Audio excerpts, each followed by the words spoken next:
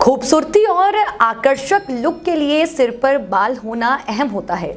लड़के हो या लड़कियां, सभी घने और सुंदर बाल चाहते हैं। बाल व्यक्ति के लुक को और अट्रैक्टिव और प्रभावी बनाता है, लेकिन मौसम, प्रदूषण, पौष्टिक आहार की कमी और गलत जीवन शैली के कारण बालों पर दुष्प्रभाव पड़ता है। उम्र से पहले ही लोगों को बाल तेजी से झड़ने लगते हैं। बाल झड़ने के अलावा बालों की ग्रोथ रुक जाती है। कुछ लोगों में उम्र से पहले बाल सफ़ेद होने की शिकायत भी होने लगती है।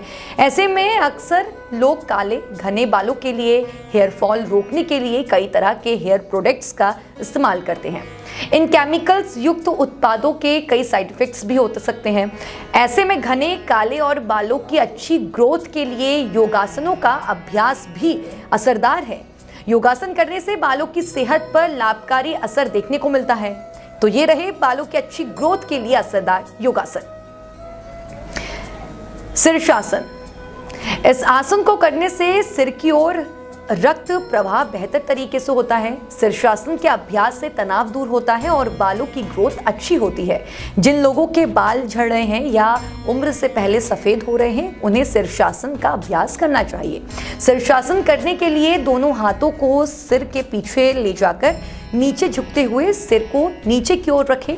शरीर का संतुलन बनाते हुए अपने पैरों को ऊपर ले जाएं और सिर के बल खड़े रहते हुए संतुलन बनाए रखें। बालासन। तनाव या पेट की समस्या के कारण बाल झड़ने लगते हैं।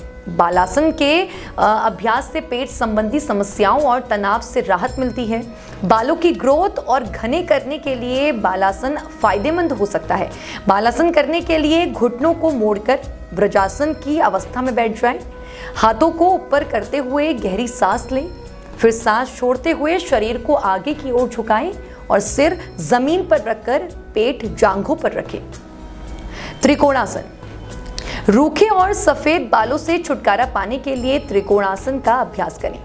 दोनों पैरों को कुछ दूरी पर रखकर खड़े हो जाएं और हाथ और कंधों को सीध पर रखते हुए ऊपर उठाएं। अब दाहिने हाथ से पैर को छुएं। इस प्रक्रिया को दूसरी ओर से भी दोहराएं। भुजंगासन।